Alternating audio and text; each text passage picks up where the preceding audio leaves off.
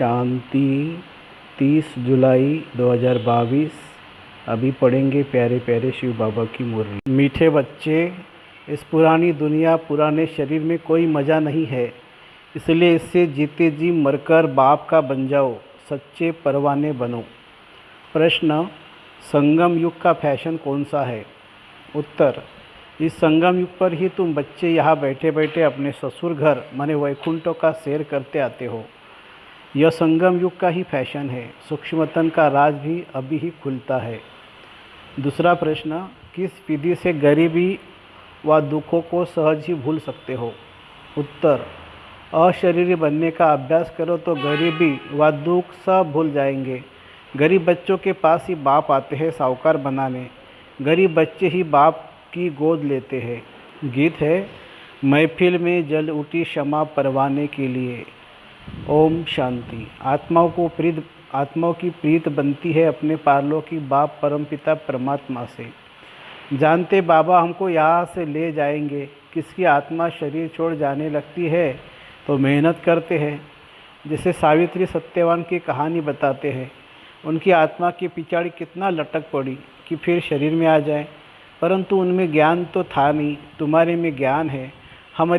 हम हर एक की प्रीत भी उस परमपिता परमात्मा से है। प्रीत क्यों बनी है? मर जाने के लिए। यह प्रीत तो बहुत अच्छी है। बाप की आत्माएं आधा कल्प भक्ति मार्ग में ठोकरें खाती है। आत्माएं आधा कल्प भक्ति मार्ग में ठोकरें खाती है कि हम अपने शांति धाम घर में जाए। है भी बरोबर। बाप भी कहते हैं अशरीरी बनो, मर जाओ। आत्मा शरीर से अलग हो जाती है तो उसको मर जाना कहा जाता है। बाप समझाते हैं, बच्चे इस दुनिया अथवा इस बंधन से मर जाओ, अर्थात मेरा बन जाओ। इस पुरानी दुनिया पुराने शरीर में कोई मज़ा नहीं है। ये तो बहुत छींची दुनिया है, बरोबर रव नरक है। तुम बच्चों को कहते अब मेरे बन जाओ। मैं आया हूँ सुखधाम ले जाने, जहाँ दुख का नाम नहीं रहता। इसीलिए इस क्षमा पर खुशी से परवाने बन जाओ। परवाने खुशी से आते हैं ना, दौड़ दौड़ कर। कोई ऐसे पतंगे होते हैं, ज्योति जलती है तो जन्मते हैं, बत्ती बुझती है तो मर जाते हैं। दीपमाला पर ढेर छोटे छोटे पतंगे हरे रंग के होते हैं, बत्ती पर फिदा होते हैं। बत्ती गई और ये मरे। यह सब तो बड़ी क्षमा है। बाप कहते तुम भी पतंगे मिसल फिदा हो जाओ। तुम तो चैतन्य मनुष्य हो। जो भी देह के बंधन है यह जीते जी छोड़ दो। अपने को आत्मा समझ मेरे साथ योग लगाओ। खुशी में रहो तो इस शरीर का भान छूट जाएगा। हम आत्मा इस दुनिया को छोड़कर अपने घर जाती है। ये दुनिया अब कोई काम की नहीं है, इससे दिल नहीं लगाओ। इस दुनिया में बहुत गरीब है, गरीब ही दुखी होते हैं। बाप कहते बच्चे अब अशरीरी बनो। हम आत्मा व शांति धाम में रहने वाली है। अभी तो उस शांति धाम में कोई जा नहीं सकते हैं जब तक पवित्र नहीं बने। इस समय सभी के पंख टूटे हुए हैं। सबसे जास्ती पंख उनके टूटे हुए हैं जो अपने को भगवान मान बैठे हैं। तो वह ले कहाँ जाएंगे? खुद ही नहीं जा सकते हैं तो तुम्हारी सदगति कैसे करेंगे? इसलिए भगवान ने कहा है इन साधुओं का भी मुझे उद्धार करना होता है। सिर्फ वह समझते हैं कृष्ण भगवानुवाच, परंतु है शिव भगवानुवाच। शिव है ही अशरीरी, तो जरूर प्रजापिता ब्रह्मा के मुख से समझाएंगे ना। मनुष्यों की रचना प्रजापिता ब्रह्मा से होती है, यह तो सब मानते हैं। कोई से भी पूछो, उनको महसूस हो कि बरोबर बाप बच्चों को किस लिए रचते हैं। बाप रचते वर्षा देने के लिए। ब्रह्मा द्वारा ब्राह्मणों को रचा है। तुम जानते हो बाप हमें पढ़ाते हैं, राजयोग सिखलाते हैं। स्वर्ग का मालिक बनाने के लिए बाप आते हैं दुनिया को बदलने, नरक को स्वर्ग बनाने, मनुष्य सृष्टि को देवी सृष्टि बनाने। वह सुख देने आएंगे ना। भल या मनुष्य पदमपति है, महल माड़िया है, परंतु तुम जो पढ़ाई पढ़ते हो उससे तुम बड़ा उच्च पद पाते हो। जिस्मानी पढ़ाई वाले समझेंगे हम बैरिस्टर बनते हैं, हम IAS बनते हैं। तुम्हारी बुद्धि में है हमको शिव बाबा पढ़ाते हैं। विश्व का मालिक बनाने लिए कितना उच्च से उच्च पद है, सो भी 21 जन्म कभी रोगी नहीं बनते हैं। अकाले मृत्यु नहीं होती है, परंतु किसकी? जो परवाने बाप को अपना बनाते हैं, बाप की गोद लेते हैं। साहूकार तो गरीब की गोद नहीं लेंगे, गरीब के बच्चे साहूकार की गोद लेंगे। अभी तो सब बिल्कुल गरीब हो गए हैं। तुम जानते हो यह महल माड़ियाँ आदि सब खत्म हो जाएगी, मिट्टी में मिल जाएगी। हम ही विश्व के मालिक बनने वाले हैं। मालिक थे, अब नहीं है, फिर मालिक बनेंगे। सारी सृष्टि का मालिक और कोई नहीं बनती। तुम सारे विश्व के मालिक बनते हो 21 जन्म के लिए। सुख तो सबके लिए है, यहाँ तो छोटी आयु वाले ही मर जाते हैं। बहुत ऐसे भी होते हैं जो राजा के पास जन्म लेते ही मर पड़ते हैं। राजा ही जैसे जन्म लेने तक ही मिली। अभी तुम बच्चे जानते हो, यहाँ हम बैठे हैं बेहद के बाप के आगे। आत्मा शरीर धारण करती, पाठ बजाती रहती है। अभी जानते हैं हमारी आत्मा का बाप आया हुआ है, पुराने बंधन से छुड़ाए नए संबंध में जुटाने के लिए। बरोबर तुम सूक्ष्मतन वैकुंठ आदि में जाते हो, मिलते जुलते हो, तुम्हारा कनेक्शन हो गया है बेहद का। ये कैसा अच्छा फैशन हो गया है। अपने ससुर घर जा सकते हो। मीरा का भी वैकुंठ ससुर घर था ना, चाहती थी ससुर घर वैकुंठ जाए।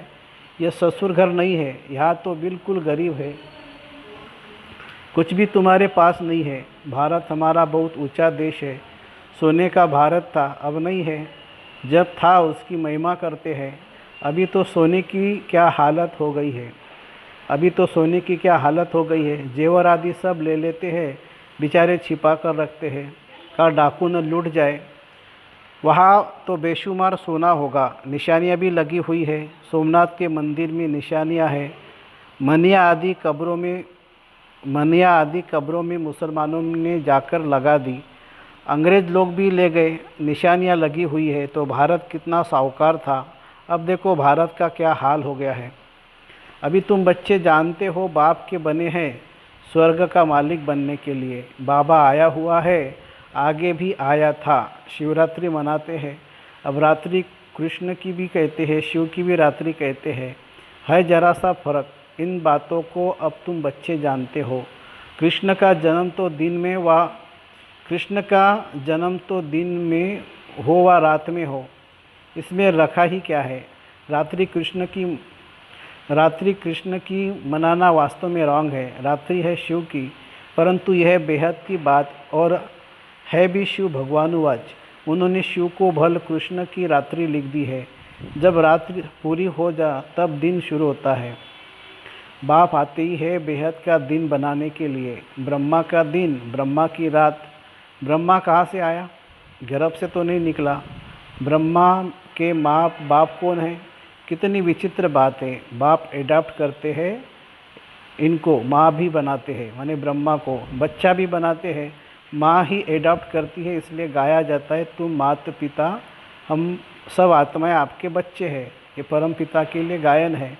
आत्माएं पढ़ती है, इन ऑर्गन से सुनती है। बच्चों को यह याद भूल जाती है, देहाभिमान में आ जाते हैं। बाप समझाते तुम आत्मा अविनाशी हो, शरीर विनाशी है। बाबा ने समझाया है, मुझे याद करो, ये तुम्हारा अंतिम जन्म है जो हीरे तुल्य है। जो बाप के बनते हैं उनका हीरे तुल्य जन्म है। तुम्हारी आत्मा शरीर के साथ परमपिता परमात्मा की बनी है। अब आत्मा हीरे जैसा बनती है, अर्थात प्योर सोना बनती है, 24 कैरेट। अभी तो कोई कैरेट नहीं रखा है, अभी तो कोई कैरेट नहीं रहा है। अभी तुम बच्चों को सन्मुख बैठ सुनने से मधुबन की भाषा आती है, यहाँ ही मुरली बजती है। बल बाबा कहा जाता भी है, परंतु इतना मज़ा नहीं आएगा, क्योंकि मुरली सुनकर फिर मित्र संबंधी आदि माया के राज्य में चले जाते हो। यहाँ तो भट्टी में रहते हो, यहाँ तो राजा की प्राप्ति है, यहाँ तो राजा की प्राप्ति के लिए पढ़ रहे हो। यह तुम्हारे रहने के लिए हॉस्टल है। घर के भी और बाहर के भी कितने आकर रहते हैं। यहाँ तुम स्कूल में बैठे हो, गोरख धंधा आदि कुछ भी नहीं है, आपस में चिटचाट करते रहते हैं। एक तरफ है सारी दुनिया, दूसरी तरफ हो तुम। बाप बैठ समझाते हैं, तुम आत्माओं का प्रीतम एक है। आत्मा ही उनको याद करती है। भक्ति में कितने भटकते हैं, भक्ति में कितना भटकते हैं निराकार बाप से मिलने के लिए, क्योंकि दुखी है। सतयुग में भटकते नहीं हैं। अभी तो कितने ढेर चित्र बनाए हैं, जिसको जो आया वह चित्र बनाया। गुरु को कितना मान है, समझते जैसे वो गुरु लोग, वैसे यहाँ भी यह गुरु है। जैसे साधु वासवानी पहले टीचर था, पीछे साधु बना, गरीबों की सेवा की। अभी उनके पास कितने लाखों रुपए आते हैं। मनुष्य समझते जैसे और आश्रम है, वैसे यह भी आश्रम है। परंतु तुम समझते हो या बाप आते हैं ब्रह्मा के तन में, जरूर ब्रह्मा कुमार कुमारियाँ चाहिए, ब्रह्मा के मुख वंशावली चाहिए ना, जो रुद्र यज्ञ रचे। यह है रुद्र शिव बाबा का यज्ञ। अब एक को ही याद करना है। यहाँ तो मनुष्य से देवता बनने की बात है। ऐसा कोई सत्संग नहीं है जहाँ यह बात हो कि मनुष्य से देवता बनना है। तुमको ही स्वर्ग की बादशाही मिलती है। तुम्हारी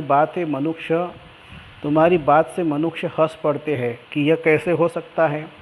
फिर जब पूरा समझते हैं फिर कहते हैं कि बात तो राइट है। बरोबर भगवान बाप है ना, बाप से वर्षा मिलता है। हम विश्व के मालिक थे, अब देखो क्या हाल हो गया है। किसको भी बोलो वह तो बाप है, स्वर्ग रचता है।